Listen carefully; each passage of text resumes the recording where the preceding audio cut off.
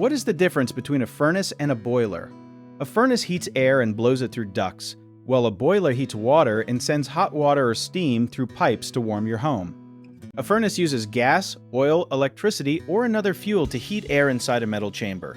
A blower fan then pushes that warm air through ducts and into rooms through vents.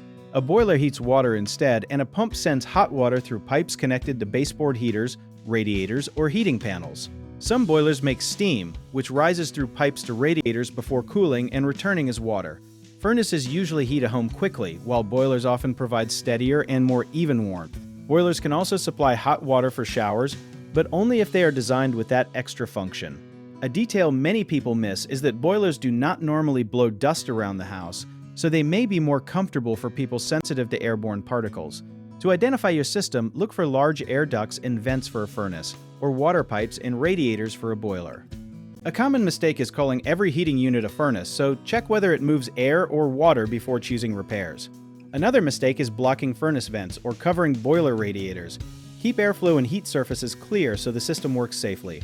People also sometimes ignore unusual noises, leaking water, or uneven heat, but these can signal a clogged filter, trapped air, a failing pump, or a dangerous combustion problem, so schedule a qualified inspection promptly.